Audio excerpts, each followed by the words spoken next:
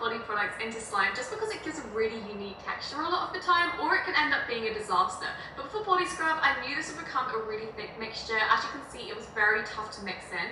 But weirdly enough, when I started adding my activator, this kind of like deactivated. It kind of didn't froth up, but the slime melted. It was really weird. So I decided to add more glue just to try and save it and get an actual slime so I could show you the texture. And at first, it did come across like it was working. It was pulling together really nicely, and then it just kept melting. So I decided to look at the ingredients for the scrub, and it contains sugar, which melts slime down. So I decided to move on to my next method, which is adding too much clay into water slime. And this started off with some clear slime, some hot water, and then activating it. Then I decided to go in with some color, and I added pigment from Cosmic Glows, and this is beautiful. It's actually super purple in real life. I don't know why it comes up as this color on camera. And then when I added my Daiso cubes, it was really interesting for me because these split underwater. So there must be loads of pressure at the bottom of the bowl causing the Daiso cubes to do this. And what I found really interesting was all the cubes would just rise to the top, so you didn't really get to mix it in because every time you tried to push down, it would just rise again. So I added more clay, hoping that it would kind of just build up and you could mix it in. But really, this just ruined the prettiest slime ever. It just became a clay mountain and did not mix at all.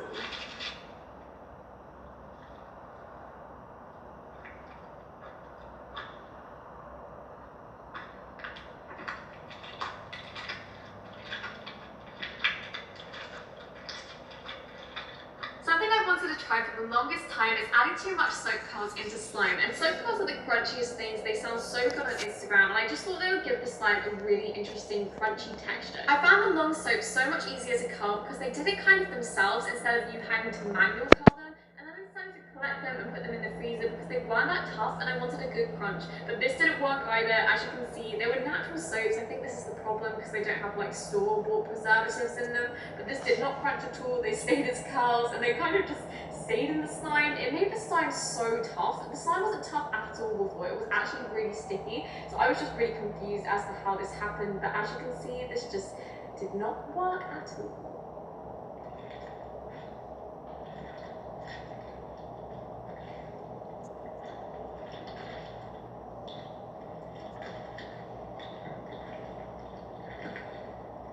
After the soap curls were an epic fail, I decided to try this again because one of the most important ingredients of soap is glycerin, which is very commonly used in slime, sometimes to deactivate slimes with different formulas and sometimes to activate them more, just to make them a bit thicker. So I was really curious to see what pure soap could do in a slime mixture. And as you can see, it was pulling together quite nicely. It did take a lot more activator than I was expecting to use, but when I did finally pull it together, it kind of came out like a jiggly slime, which I really wasn't expecting. I was expecting it to either be melted or